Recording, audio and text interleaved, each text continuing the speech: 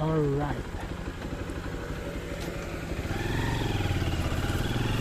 Nag-rin po sa atin lang.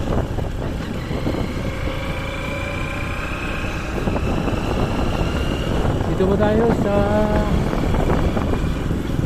Timunan. Magandang gabi po sa ating lahat. Araw po ng Lunes. Happy birthday to you, Juan. Birthday po kayo, Kuya Juan.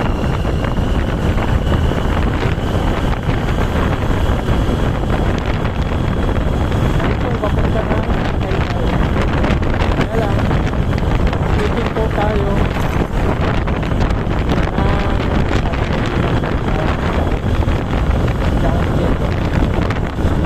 ang down payment po ay unang bayan. Nakanaanan mo tayo galing ng mga ilan.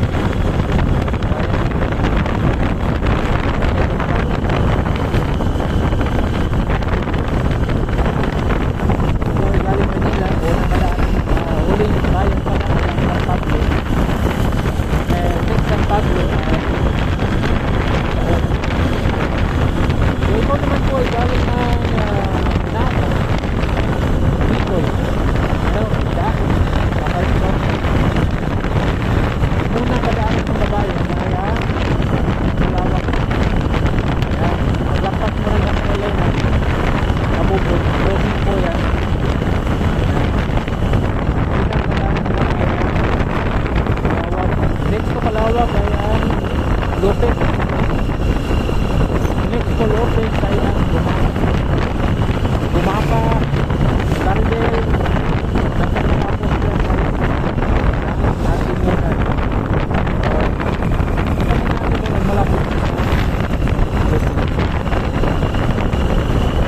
makatapos ng Timunan, siyempre Ilaw. Pagkabang ko sa dito pa pa Ilaw. Okay.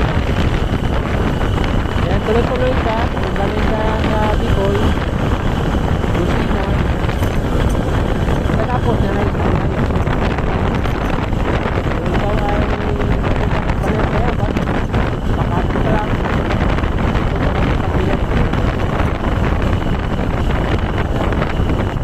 Then, Sariaya. Pwede ka rin dumiritso kung ikaw ay galing ng Candelaria, Sariaya. Pwede kaya talaga. Then next to Sariaya, Candelaria. Roda po yun. Roda po ang tao. Kung ito naman po ay galing ng Maynila. Ang pagsunang Bantab, Taong, Candelaria, Candelaria, Linan. Pwede na Lucina din, Pagdilaw, Timunan, Caridel, Maka, Lopez, Awag. Tingin mo dyan sa boundary, pero nakalagay dyan Alay San Diyos, Alay sa bayan, Gobyerno Dong Padilla. Ganda po ang ginawa ni Padilla. Ngayon po ay Class A municipality ang Camarines.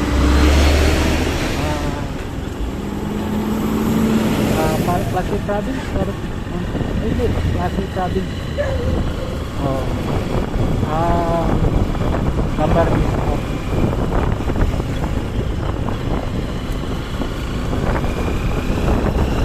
Then itatayo po dyan yung iconic bridge. Iconic bridge, parang San Francisco, Golden State. Iconic bridge na Camarines Norte na ground breaking na po. Tapos ipapatayo din po yung housing. Hindi po basta-basta ng housing. Parang apartment, parang condo pala. At umpisa na rin ang International Airport. Diyan sa Usipan, Panganiban. Galing, ano? At dito din sa Camarines Norte itatayo ang pag-manufacture ng mga jeepney ng Francisco Motors. Galing, di ba? Dun po ay makapagbibigay ng mga dagdag employment sa mga kababayan po natin. Hindi na kailangan pupunta ng Manila. And at the same time, hindi lang employment, dagdag din po yan economy, kasi nasa paligid yan ng mga mga nagtitinda, mga small vendor. Malaking tulong. Kaya po maganda po ang ginawa ng ating po gobernador yung Tukayo yung pati nabutan po yan ng mga store. Okay po, so ngayon ay dadaan po tayo sa Itukang Manok dito po sa Timonan, the zigzag road of Timonan. Dito po tayo dadaan. Titignan po natin kung ano po ang makikita natin, ano po makikita sa paggabi, ano po makikita dyan sa Timonan, ano po mukha. Nakapita ko po sa inyo. Mag-live sana ako, kaya lang hindi magandang signal pag andun ka na. So dito mabuti na lang unti-unting lumapad ang kalsada, kasi noon wala ka talagang choice, susunod ka talaga sa mga malaking truck, no? So ngayon pwede kang lumusot dyan, pwede ako lumusot dyan, pero wag lang natin gawin, baka maipit tayo.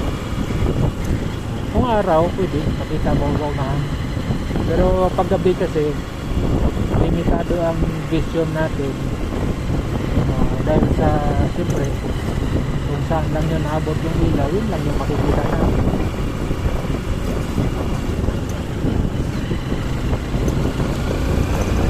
Vertic tayo kasi wala naman tao po.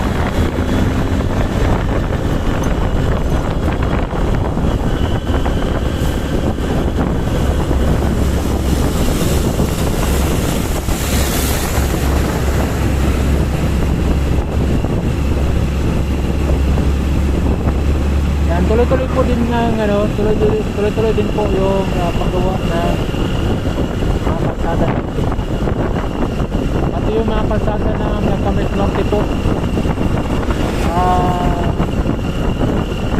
hindi kasi pa international yung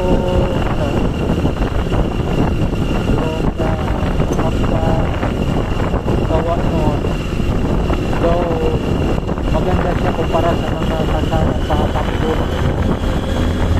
Pero yung iba sinira talaga kasi ano po, pan-international ito.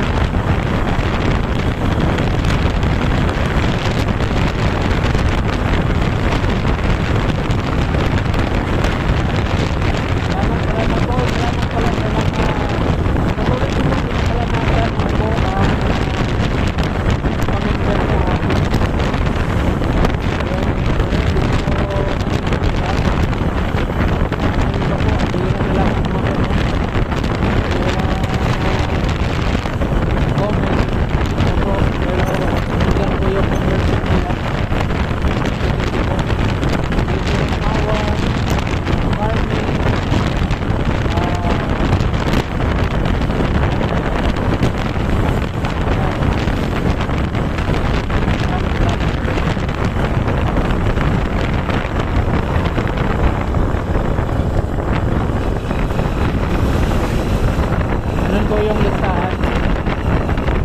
Gusto kong pasalamatan, kunin ko yung listahan. So ito po, dito po tayo kaliwa, Calabar po. So ito po yung bitukan ng pato. Hindi ba pwedeng bitukan ng pato? Bitukan manok talaga ito. Bitukang pato, bitukang piti, bitukang bibi, bitukang pato. Manok talaga. Hindi ba pwedeng bitukang pato?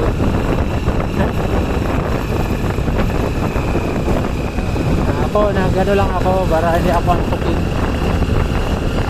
Yan ang problema ko pag nagbiyahe ako, inaantok ako. Kaya okay na lang na okay na lang pala na tuklasan ko na mag ganito na lang, mag video ako, tapos magsalita ako para hindi ako antukin.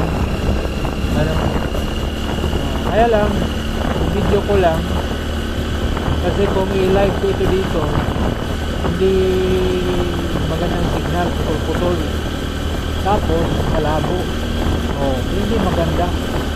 Kahit panoorin nyo replay, hindi rin maganda kasi malabo. So ganito na lang, tapos nagsasalita ako, may account ko dun. Kasi pagkasama ko sa akin Merlin, naantok pa rin ako. Kaya sabi ko sa kanya, pag naantok ako, huwag mo akong bigla isipin, baka mabulag ko.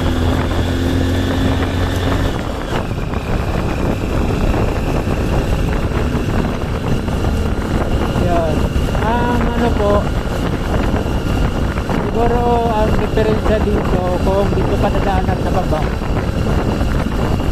nasa mga 5 minutes yung time difference, time lang. Ano ba tawag dyan? Travel time difference. Ewan ko. Kaya kung kainin ng ayos, concentrate ako. Kasi pag doon ka sa baba, paikot siya. Pag dito ka dumaan, shortcut siya. So pag dito ka dumaan, bali po, ka na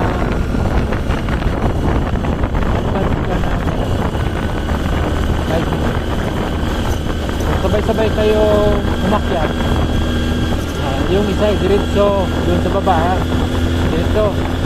Tapos ikaw, ako ay punta dito. Mauna ako ng 5 minutes. Yan ang diferensya. At ka pa, tipid ka sa gas. Kasi hindi ka naman iikot. So ito po yung mayroon pong stopover dito, pwede ka pong kumain. Yan. Pag-araw dito may unggoy yan.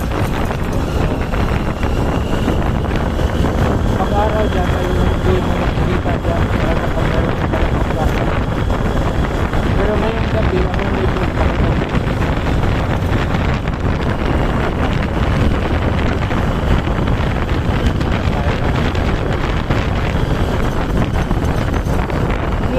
Wala nang pumunta ng bagyo, hindi nag-upload, nahingi ayun mag-live.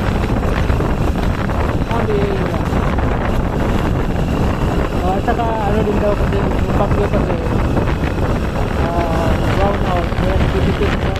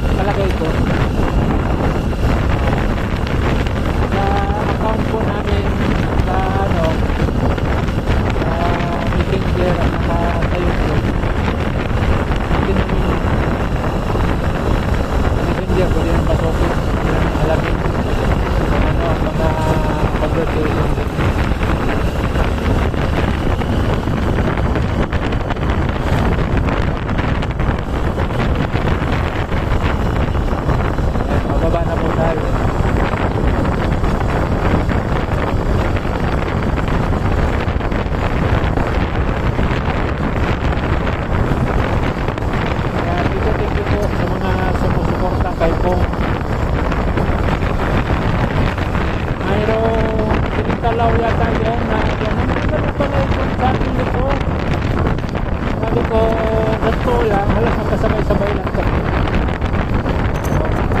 Kasi nung nag-umpisa pa ako mag-vlog, yung time na sumama ako kay Kuya Bar, kasama din si Combo. Kaya lang, nag-isip siya sa school, hindi na makakasama. Kaya hindi na na-upload. Kaya lang, kung may nabot ko yun.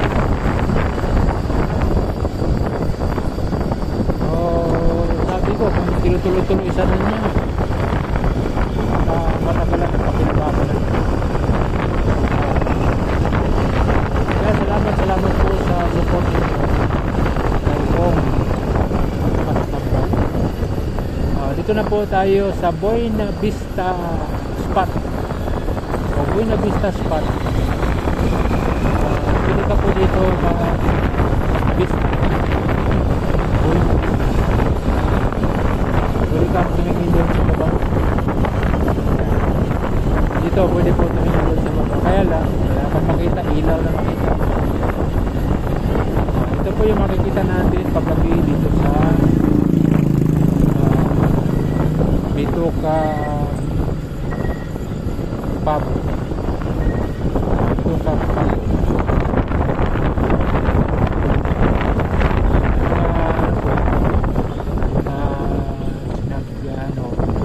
Traffic mga kababayan po natin.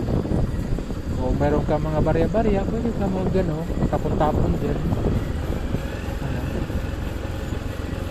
Huwag mong itapon sa harapan kasi baka lamputin nila, masagasaan natin.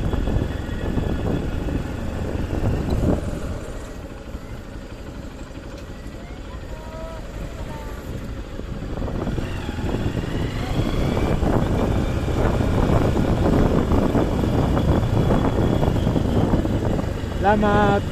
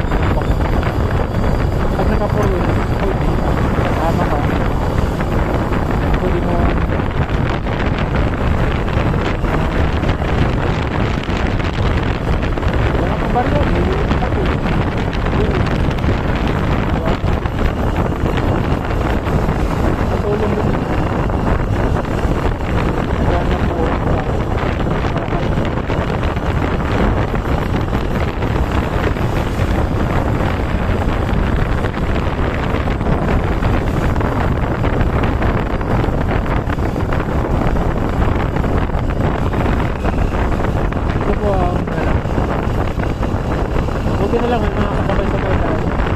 Para kung kasabay mo ito, madilim.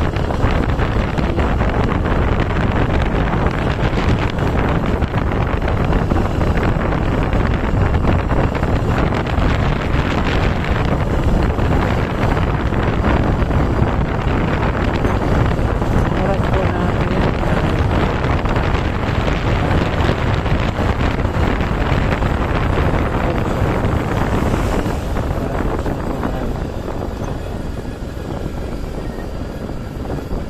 Ito pa yung tinatawag na Old Greek Club.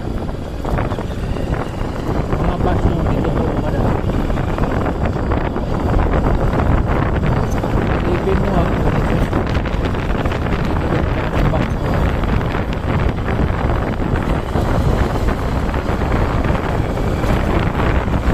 Ayun, kailangan talaga i-guide. Ayun.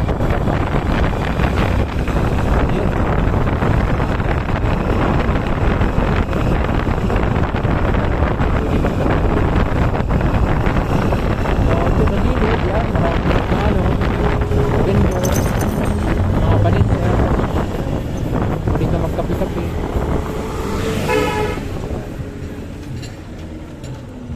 Okay, libre. Dito na po tayo sa Kapula.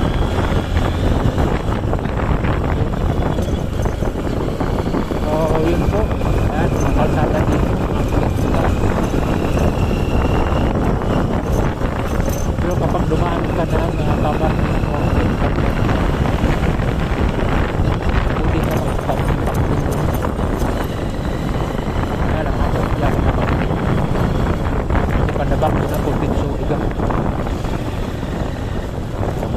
pambilis dito kasi tinan mo yung kawawa dito.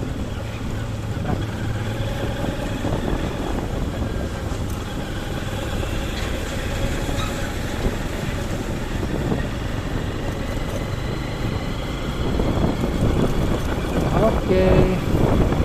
Marami pong salamat. Pinakita ko lang sa inyo kung ano po ang kuhanan. Dito kang magabi. Dito po, naligaw na po ako dito. Hello, sa bandang kaliwa ko. Naligaw na ako dyan. Kasi akala ko, yung paputukang manok na. Yung pala ay papunta pala ng Bundok Peninsula. Kaya nagtataka ako bakit hindi pa ako nababa. Akit na akit. Tapos pakin ako ng unisan. Ito ko. Naku. Kaya talong-talong pa ako. Wala pa ako Google Map. Tanong ako. Kaya nakating ako ng doon ako lumusod na ako ng bumaka. Kaliwa.